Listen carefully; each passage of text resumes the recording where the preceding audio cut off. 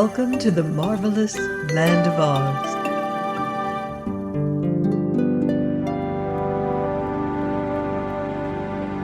I'm Martell.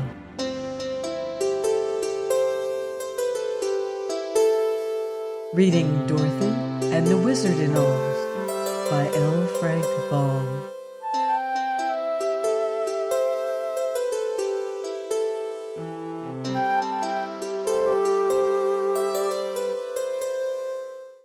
Chapter 15.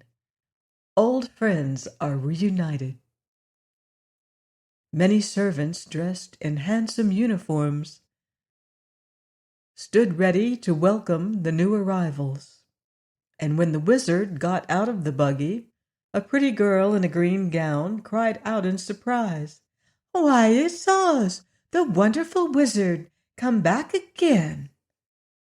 The little man looked at her closely, and then took both the maiden's hands in his and shook them cordially. "On my word," he exclaimed, "it's little Jellia Jam, as pert and pretty as ever." "Why not, Mr. Wizard?" asked Jellia, bowing low. "But I'm afraid you cannot rule the Emerald City as you used to, because we now have a beautiful princess whom everyone loves dearly." "And the people will not willingly part with her," added a tall soldier in a captain general's uniform. The wizard turned to look at him. "Did you not wear green whiskers at one time?" he asked. "Yes," said the soldier, "but I shaved them off long ago, and since then I have risen from a private to be chief general of the royal armies." "That's nice," said the little man, "but I assure you, my good people, that I do not wish to rule the Emerald City," he added earnestly. "In that case you are very welcome," cried all the servants, and it pleased the wizard to note the respect with which the royal retainers bowed before him. His fame had not been forgotten in the Land of Oz by any means. "Where's Dorothy?" inquired Zeb anxiously, as he left the buggy and stood beside his friend the little wizard. "She is with the Princess Ozma in the private rooms of the palace," replied Jellia Jam. "But she has ordered me to make you welcome and to show you to your apartments." The boy looked around him with wondering eyes. Such magnificence and wealth as was displayed in this palace was more than he had ever dreamed of, and he could scarcely believe that all the gorgeous glitter was real and not tinsel. "What's to become of me?" asked the horse uneasily. He had seen considerable life in the cities in his younger days, and knew that this regal palace was no place for him. It perplexed even Jellia Jam for a time to know what to do with the animal.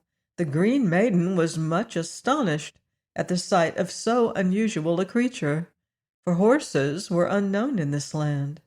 But those who lived in the Emerald City were apt to be astonished by queer sights, so after inspecting the cab horse and noting the mild look in his big eyes, the girl decided not to be afraid of him. "There are no stables here," said the wizard, "unless some have been built since I went away." "We've never needed them before," answered Jellia, "for the Sawhorse lives in a room of the palace, being much smaller and more natural in appearance than this great beast you have brought with you." "Do you mean that I'm a freak?" asked Jim angrily. "Oh, no," she hastened to say. "There may be many more like you in the place you came from, but in Oz, any horse but a sawhorse is unusual." This mollified Jim a little, and after some thought, the Green Maiden decided to give the cab horse a room in the palace, such a big building having many rooms that were seldom in use. So Zeb unharnessed Jim and several of the servants then led the horse around to the rear, where they selected a nice large apartment that he could have all to himself. Then Jellia said to the wizard, "Your own room, which was back of the great throne room, has been vacant ever since you left us. Would you like it again?" "Yes, indeed," returned the little man. "It will seem like being at home again, for I lived in that room for many, many years." He knew the way to it, and a servant followed him carrying his satchel. Zeb was also escorted to a room so grand and beautiful that he almost feared to sit in the chairs or lie upon the bed, lest he might dim their splendor. In the closets he discovered many fancy costumes of rich velvets and brocades, and one of the attendants told him to dress himself in any of the clothes that pleased him, and to be prepared to dine with the princess and Dorothy in an hour's time. Opening from the chamber was a fine bathroom, having a marble tub with perfumed water. So the boy, still dazzled by the novelty of his surroundings, indulged in a good bath, and then selected a maroon velvet costume with silver buttons to replace his own soiled and much worn clothing.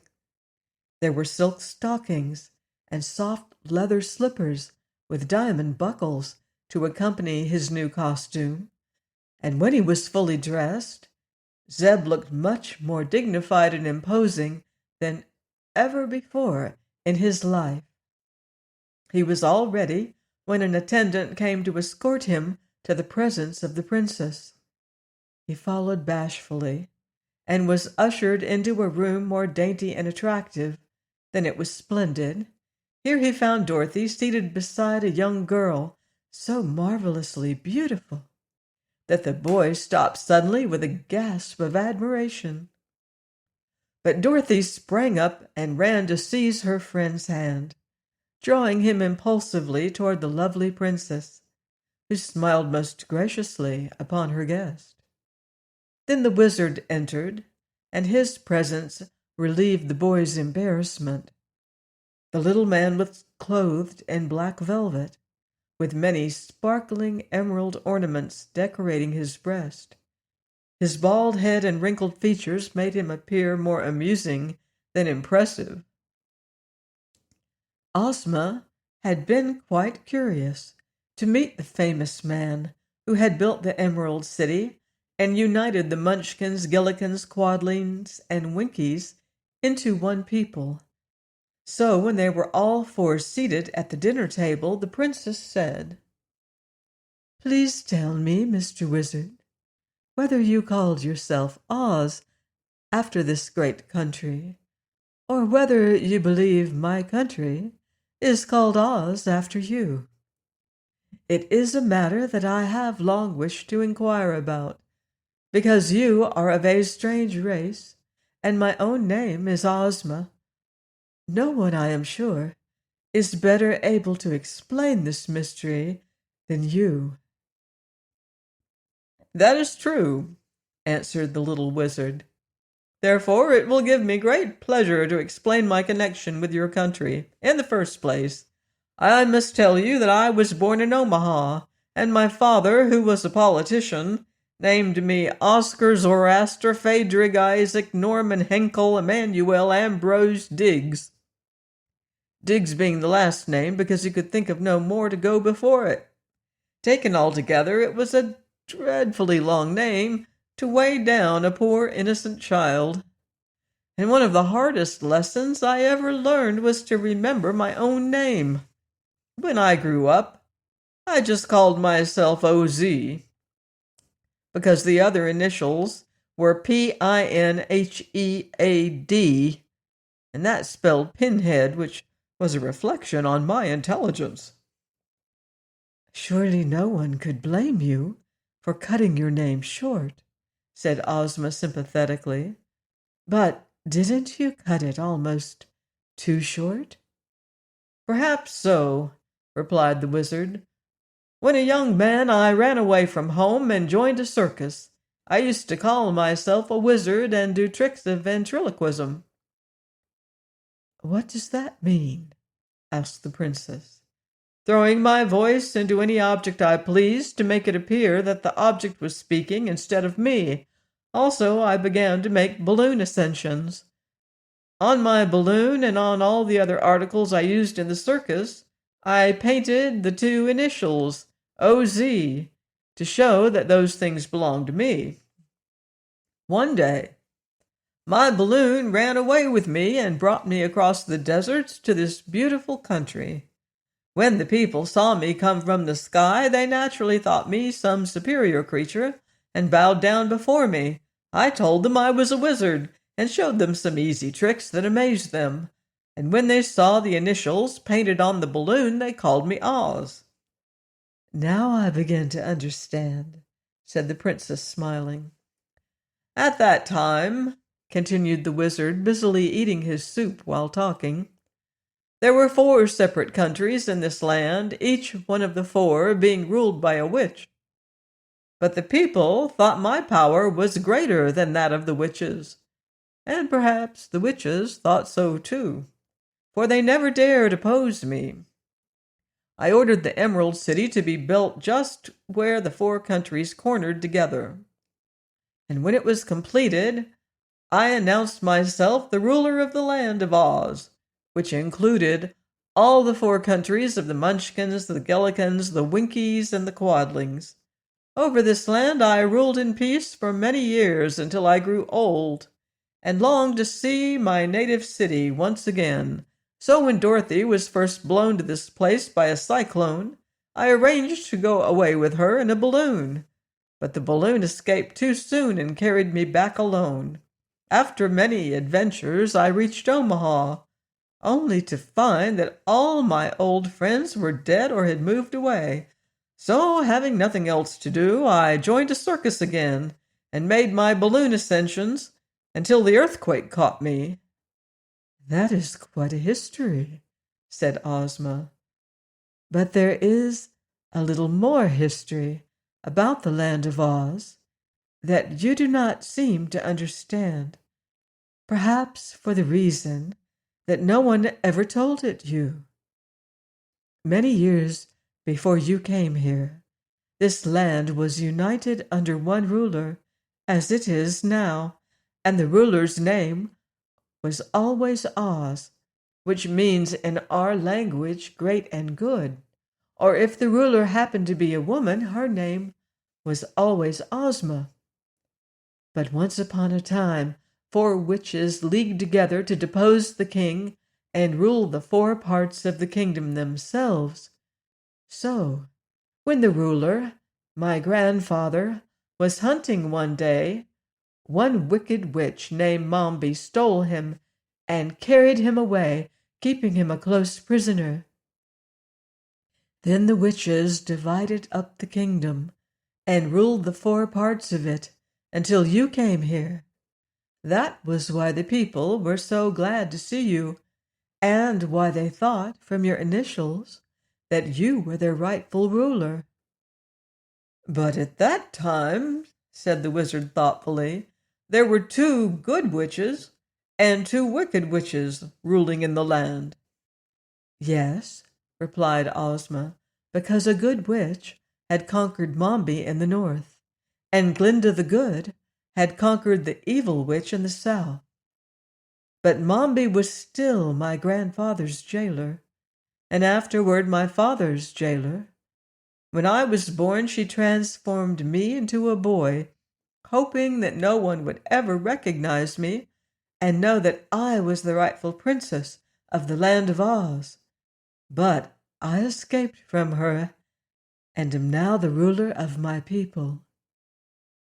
"I'm very glad of that," said the wizard, "and hope you will consider me one of your most faithful and devoted subjects." "We owe a great deal to the wonderful wizard," continued the princess, "for it was you who built this splendid Emerald City." "Your people built it," he answered. "I only bossed the job, as we say in Omaha." But you ruled it wisely and well for many years, said she, and made the people proud of your magical art. So, as you are now too old to wander abroad and work in a circus, I offer you a home here as long as you live. You shall be the official wizard of my kingdom and be treated with every respect and consideration.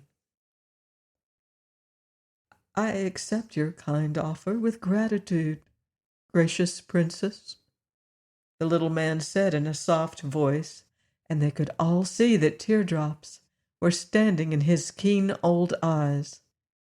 It meant a good deal to him to secure a home like this. He's only a humbug wizard, though, said Dorothy, smiling at him. And that is the safest kind of a wizard to have, replied Ozma promptly. Oz can do some good tricks, humbug or no humbug, announced Zeb, who was now feeling more at ease. He shall amuse us with his tricks tomorrow, said the princess. I have sent messages to summon all of Dorothy's old friends to meet her and give her welcome, and they ought to arrive very soon now. Indeed, the dinner was no sooner finished than in rushed the Scarecrow to hug Dorothy in his padded arms and tell her how glad he was to see her again. The wizard was also most heartily welcomed by the straw man, who was an important personage in the land of Oz. How are your brains? Inquired the little humbug, as he grasped the soft stuffed hands of his old friend. Working finely, answered the Scarecrow. I'm very certain, Oz, that you gave me the best brains in the world, for I can think with them day and night, when all other brains are fast asleep. How long did you rule the Emerald City after I left here? Was the next question. Quite a while, until I was conquered by a girl named General Ginger. But Ozma soon conquered her, with the help of Glinda the Good, and after that I went to live with Nick Chopper, the Tin Woodman. Just then a loud cackling was heard outside, and when a servant threw open the door with a low bow, a yellow hen strutted in.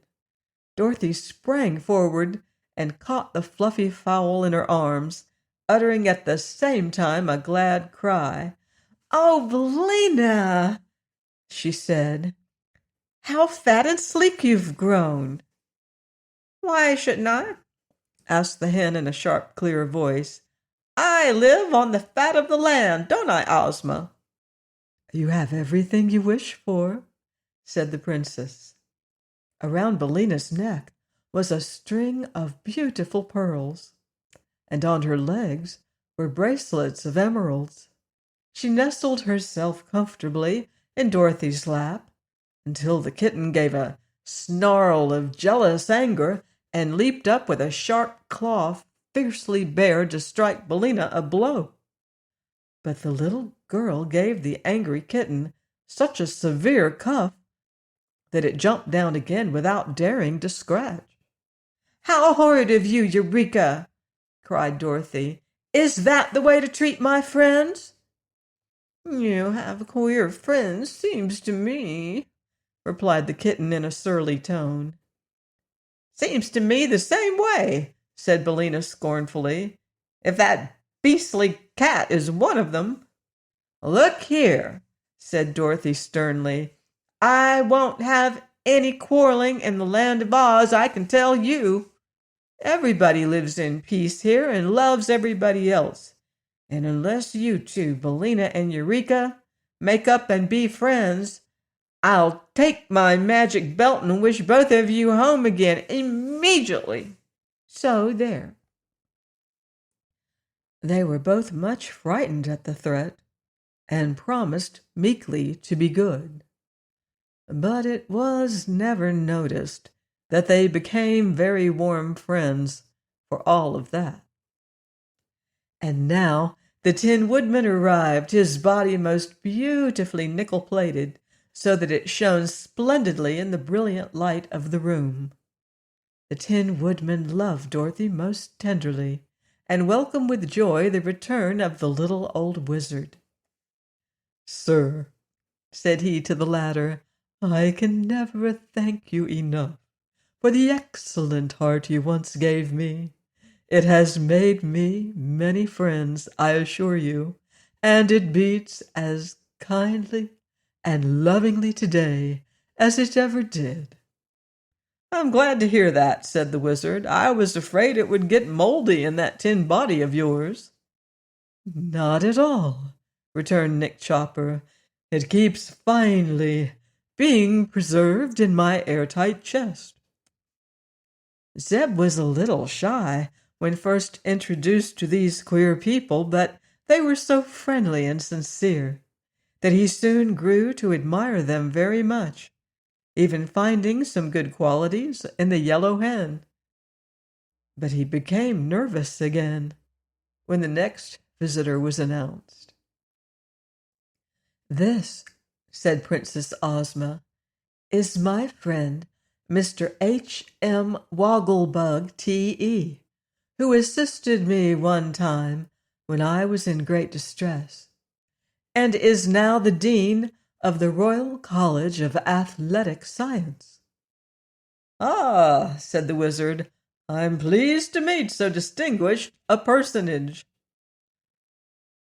"H.M.," said the Wogglebug pompously, "means highly magnified, and T.E. means thoroughly educated. I am in reality a very big bug, and doubtless the most intelligent being in all this broad domain."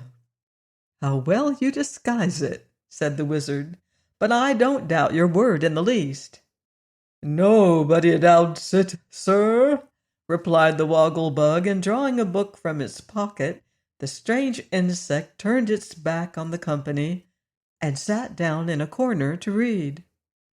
Nobody minded this rudeness, which must have seemed more impolite in one less thoroughly educated, so they straightway forgot him and joined in a merry conversation that kept them well amused until bedtime arrived. Please join me next week for more magical adventure on the marvelous land of Oz. Goodbye for now. See you in Oz.